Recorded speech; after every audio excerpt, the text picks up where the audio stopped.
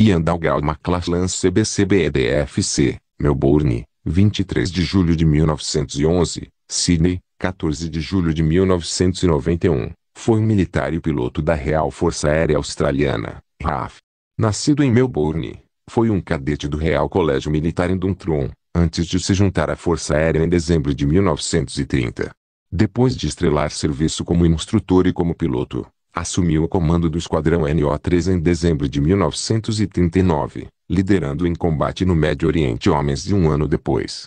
Condecorado com a Cruz de Voo Distinto, regressou à Austrália em 1942 para comandar bases aéreas em Canberra e Melbourne.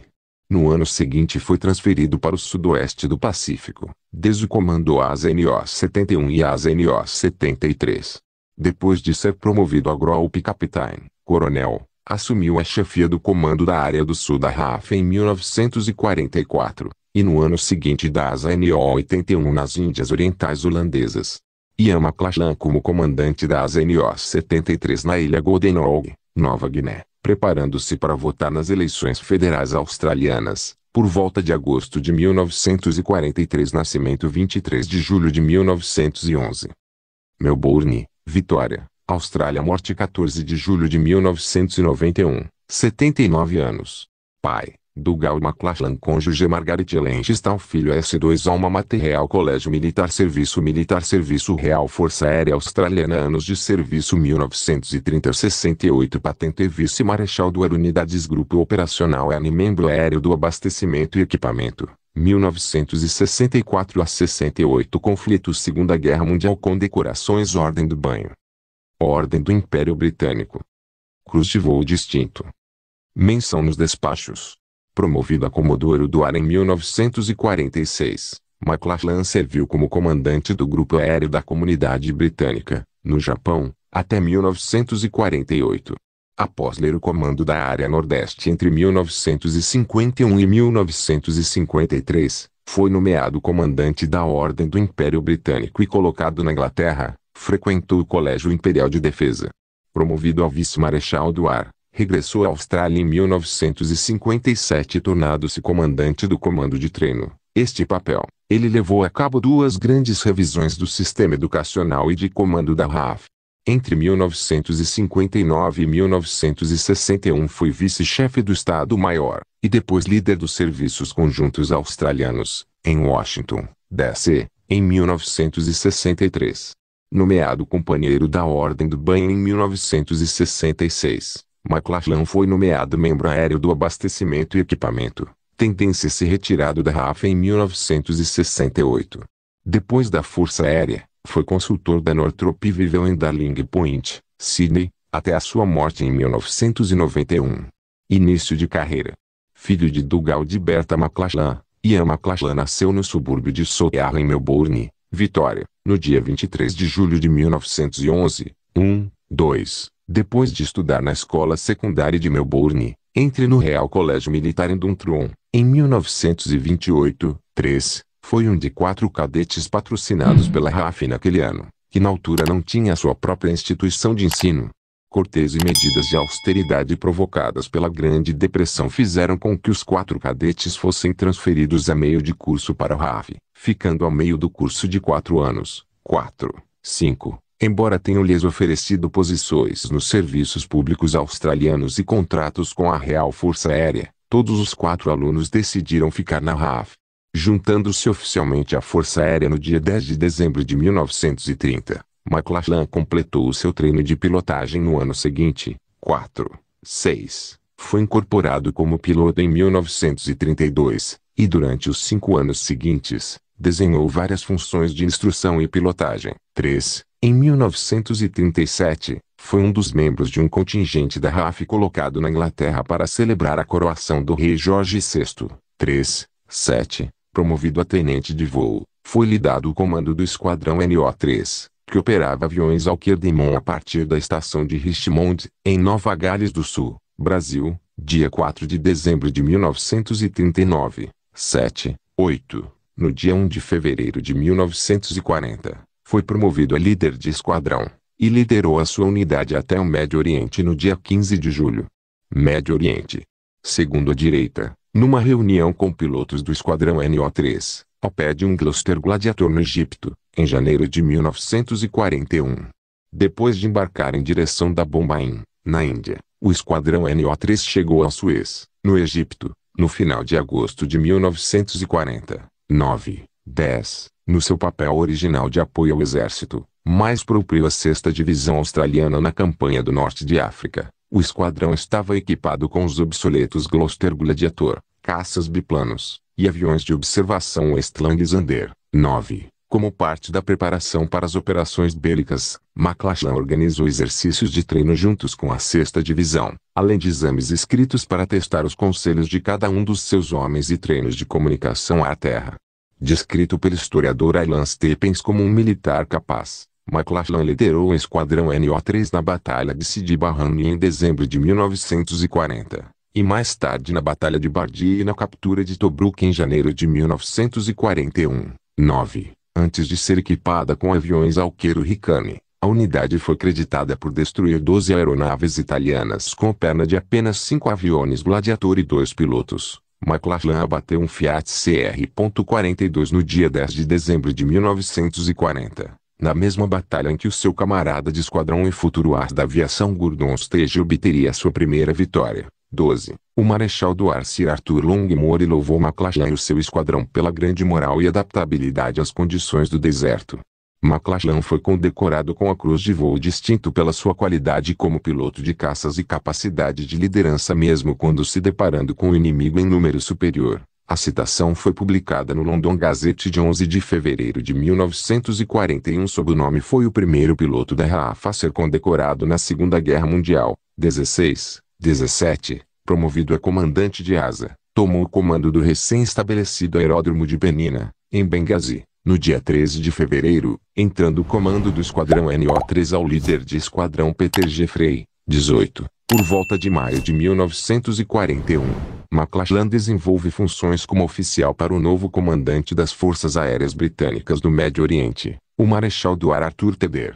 O quadro aéreo em Melbourne, liderado pelo chefe do Estado-Maior, o Marechal Sir Charles Burnett, não foi informado sobre esta mudança de funções, e com alguma dificuldade abriu uma exceção à decisão unilateral da RAF em nomear McClellan, apesar de mais tarde ter consentido que McClellan desenhasse aquela função para coordenar qualquer conjunto relativamente ao pessoal da RAF na região. Em julho, voltou para a Austrália.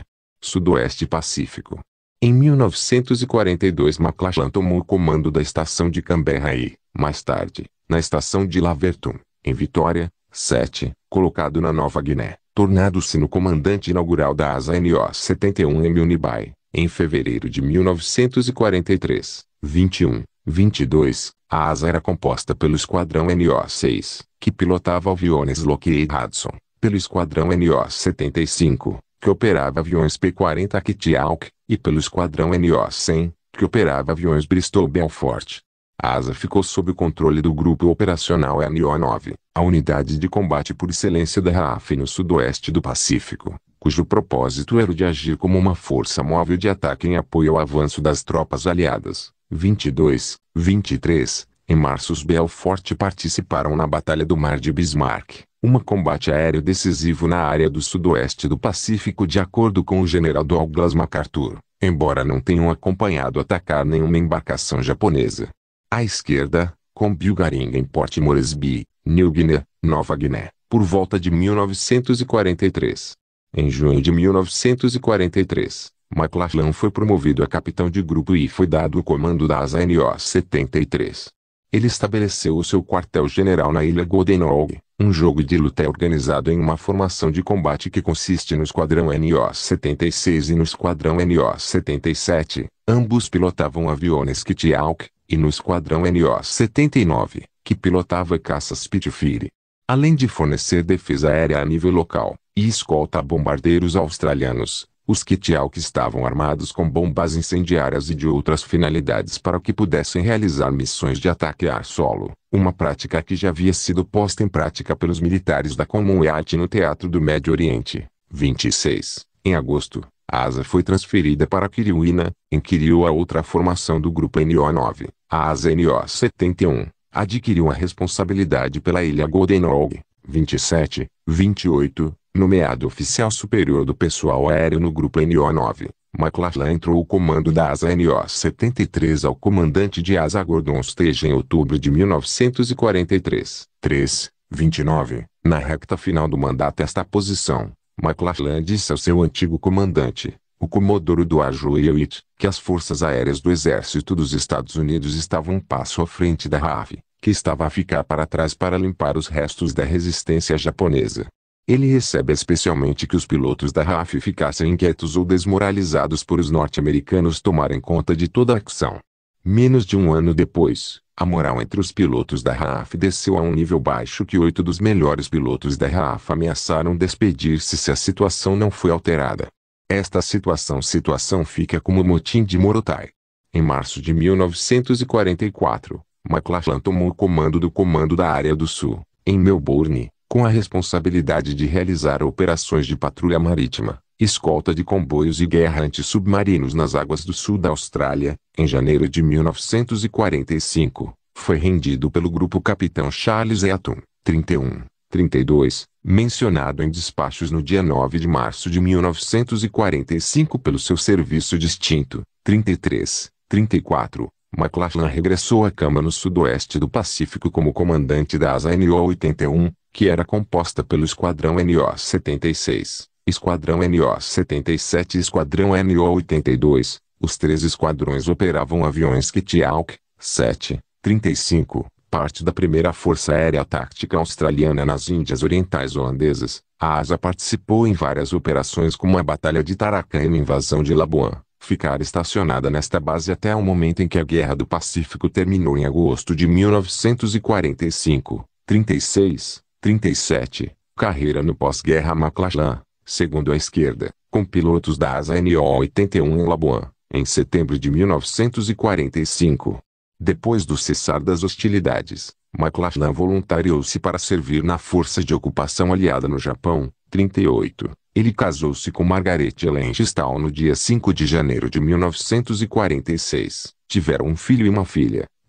39. Promovido a comodoro do ar no dia 1 de março, foi nomeado oficial superior do pessoal aéreo do Grupo Aéreo da Comunidade Britânica, com quartel-general em Koori responsável pela asa NO-81 da RAF, assim como dos esquadrões da Real Força Aérea Neozelandesa e Força Aérea Indiana. 7:40. Regressando à Austrália em 1948, serviu como Air Commodore Operations no quartel-general da RAF, em Melbourne, Austrália, na altura em que o English Electric Canberra foi encomendado para se tornar no primeiro bombardeiro a jacto da Austrália, em parte pela sua capacidade em transportar e lançar armamento nuclear. 41-42. Ele completou o seu mandato em setembro de 1951 e tornou-se comandante do Comando da Área Nordeste, em Townsville, Queensland. 43. Depois de ter sido nomeado comandante da Ordem do Império Britânico em 1954. 44.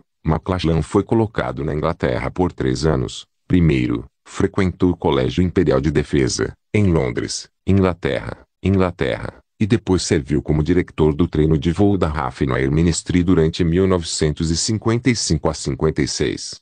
Promovido ao vice-marechal do ar, regressou à Austrália em 1957 para se tornar comandante do comando de treino em Melbourne. 3. Como comandante do comando de treino, McLachlan realizou 2 revisões que teria mais tarde, de acordo com a história oficial da RAF no pós-guerra, um efeito significativo na Força Aérea dos anos 60. 45. Em 1957, por proposta do membro aéreo do pessoal, o vice-marechal do ar Frederick Scherger, McLachlan formou um comitê para rever a eficácia do programa do colégio da RAF para determinar se o que era lecionado ia ao encontro das futuras necessidades da Força Aérea, dos mísseis guiados e do armamento nuclear.